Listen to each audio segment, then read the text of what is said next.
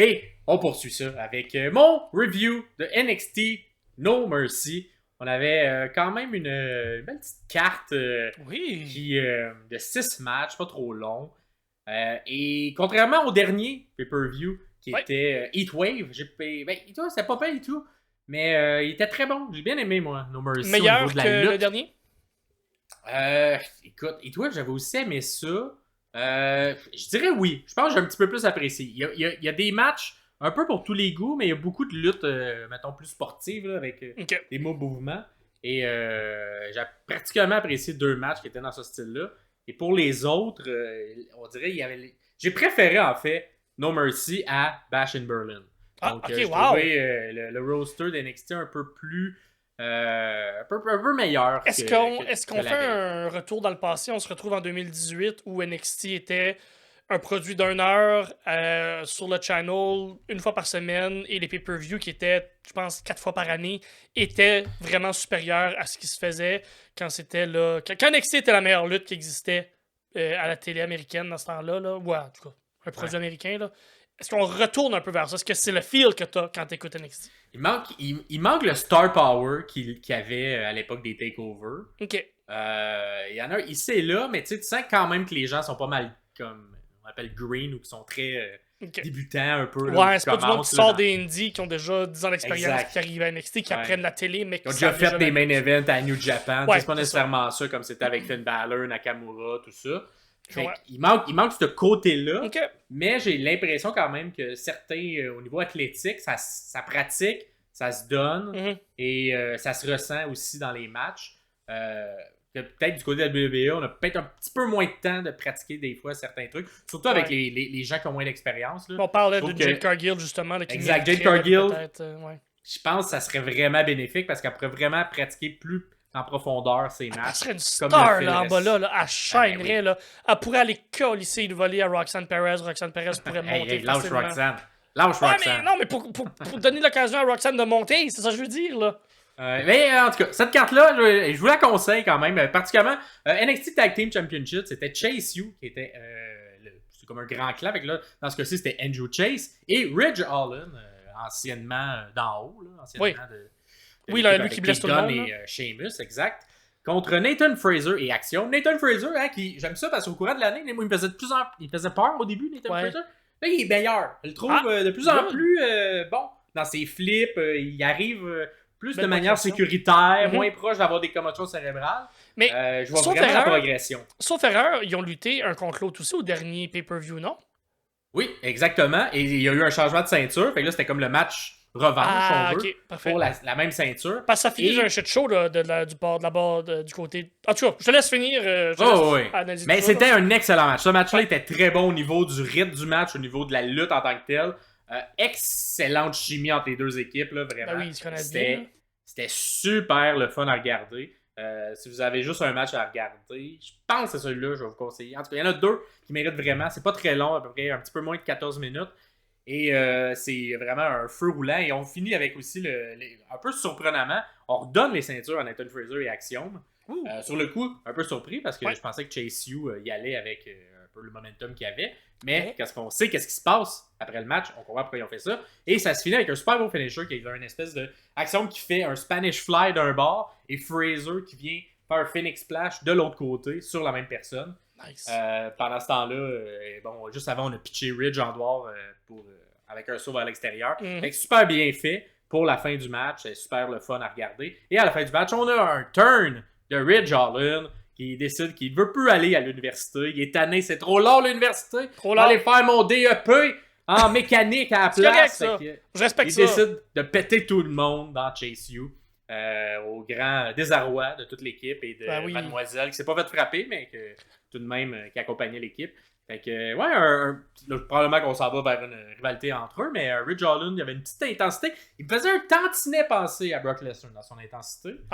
Sa tête est un petit peu moins gros que Brock, mais la face qu'il avait, tout ça, ça a quand même été bien fait. Puis il a sorti un bon match aussi, surprenamment. C'est pas celui que je préférais lorsqu'il était à l'époque avec Sheamus et Pete Dunne. Mais maintenant, non, j'ai bien aimé dans ce match-là.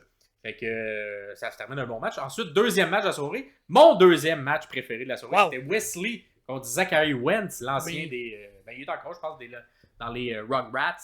Et l'ancienne équipe avec Wesley également. Puis il est présentement TNA X Division Champion. Il arrive avec sa ceinture. Il fait partie du clan de la TNA qui a un peu faire une invasion du côté d'NXT dans les derniers mois. Et là, on a eu un excellent match. Tu sentais l'histoire qui a été racontée. C'était comme une trahison entre Wesley qui est devenu méchant parce que il veut plus. Il trouve que ses anciens amis, c'est comme un boulet pour lui. Eux sont rendus à TNA parce qu'ils sont moins bons que lui. NXT, c'est au-dessus. Puis blablabla. Bref, un bon rôle de méchant, mais on a tout un match qui est présenté là. Au final, c'est Zachary Wentz qui remporte la ceinture. Il n'y a pas de ceinture en jeu, mais qui remporte le match. Un peu surprenamment, j'aurais pensé qu'on y arrêtait avec Wesley. Mais regardez ce match-là pour le high flying impeccable des deux. Là, c'est super bon. Et il y a un petit botch de table dans le milieu du match. Parce qu'on s'en va pour comme, essayer d'aller faire un move de la troisième vers l'extérieur sur la table des commentateurs. On vient à côté Zachary Wentz dessus. Et la table s'effondre juste en s'accotant dessus. Fait que là, il y a un peu un côté, bon, on s'entend, la table est à NXT, elle aussi, il faut qu'elle la prenne. Faut pas qu'elle s'effondre tout de suite, qu'elle attende qu'il y ait un mouvement qui est fait ça, sur la table est pas en haut, là, elle aussi. Elle est pas encore en haut, elle est en bas. Fait que là j'avais hâte de voir comment les gars allaient réagir. Et Wesley a définitivement fou. Je le fais le move pareil. Même si, parce qu'on s'entend, quand t'atterris sur une table, ça ralentit un peu ta chute, ça permet de moins se blesser. Fait que il a décidé de quand même faire le mouvement alors que la table était pétée. Fait que passe la troisième directement au sol, c'était bien exécuté. C'était quand même impressionnant. Il y a eu un holy shit. J'espère, c'est peut-être une table d'NXT aussi, vu qu'il y a un crossover là. La TNA, tu veux dire, ouais, effectivement. La TNA, il ressemblait aux tables de NXT. Fait que je pense que c'était une de NXT, mais qui venait juste de commencer. C'était peut-être son premier PLE, là, fait qu'elle était nerveuse. Fait que ça, on se termine ça sur un Canadian Destroyer sur le plancher. On vient dans le ring et on fait un super beau cutter qui est appelé le UFO. Là, fait que ça se termine comme ça. Belle victoire du côté du champion de la X Division du côté de la TNA. Très nice. Si vous avez deux matchs à regarder, c'est les deux premiers de la carte, assurément. Ensuite, on a eu le Women's North American Championship. Kelani Jordan, la jeune, un peu semi-prodige, mais qui est quand même bonne. Mais moi, je trouve qu'elle a des petits botches un peu trop. On dirait que c'est l'endroit pour le faire à NXT. Oui. Mais elle se met la barre haute tout le temps dans chacun des matchs. Ça fait que certains mouvements, certaines transitions à 2-3 places dans le match sont botchés. Et elle se prenait contre un personnage qui a été repackagé, Wendy Choo, qui est comme un peu un personnage un peu à la Alexa Bliss quand elle était en mode poupée.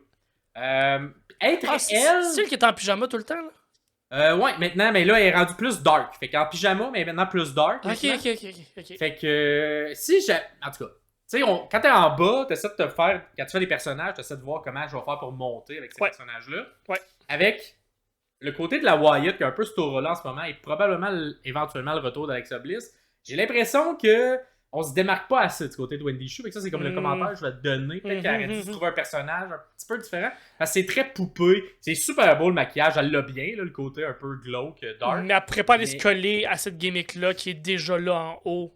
Peut-être, mais on s'entend entre elle et Alexa Bliss. Je vais prendre Alexa Bliss avec le même. 100%. Ben oui. C'est pour ça que je me dis à voir. Le match, bon, pas mémorable, j'en parlerai pas trop. Fait que la victoire de Kelani Jordan qui retain. Ouais. Mais ça a été vraiment un match où on a décidé de mettre de l'avant Choo et le nouveau personnage. Fait que beaucoup d'offensives de son côté. Une bonne partie du match, un bon 10 minutes du match, c'est elle qui est à l'attaque. Fait que c'est vraiment un showcase pour le repackaging, si on veut, du personnage. Ensuite, prochain match, on a eu le Obafemi contre Tony D'Angelo, le chef de la mafia d'NXT, le Don de la NXT. Et là, je m'attendais quand même à quelque chose de beau. C'était très bon. Mais on dirait... T'attendais un 8 puis t'as eu un 6 ou t'attendais un 9? Je m'attendais à haut, là. Je m'attendais à haut. Et on dirait En tout cas, j'ai hâte de voir Obafemi, c'est la première fois qu'il me semi-déçoit. Mais c'est la première fois aussi que je le vois contre quelqu'un d'un peu plus gros. Ok. D'Angelo, il est pas sur le format plus petit comme j'ai vu souvent au Buffy. Fait que c'est le fun quand tu le vois pitcher du monde dans les airs très très haut. À quelques moments, j'ai senti que c'est ça. Il sentait qu'il forçait pour vrai. Un personnage comme ça, tu veux pas sentir. Tu sais, Brock Lesnar, quand il te prend ses épaules, tu sens pas que c'est difficile. Là, fait que c'est comme ça que tu veux avoir des big men. Comme on disait lundi, là, un Braun Strowman qui flippe un truck. Il flippe un truck. C'est ça. Il flippe un truc pour vrai. Le match était quand même bon parce qu'on s'entend. D'Angelo est super bon. On a eu des interventions avec toute son équipe de la mafia qui était autour du ring. Ça a quand même été Obafemi qui a gagné le match, mais il y a eu un premier kick-out au finisher d'Obafemi qui est comme un espèce de gros powerbomb. Fait qu'on lui a donné un petit rub là-dessus à D'Angelo pour ça. Très cool. Fait que quand même un bon match, mais je m'attendais à plus. Fait que là-dessus, un peu déçu. Ensuite, on a eu le match Roxanne Perez contre Jada Parker. Bien aimé également le match. Là-dessus, je donnerais, tu sais, un on dirait que Roxanne me décevait depuis quelques ouais. Là, on l'a revenu à du bon Roxanne Perez. J'ai quand même aimé ça. C'était pour c'était pour le titre de championne féminin?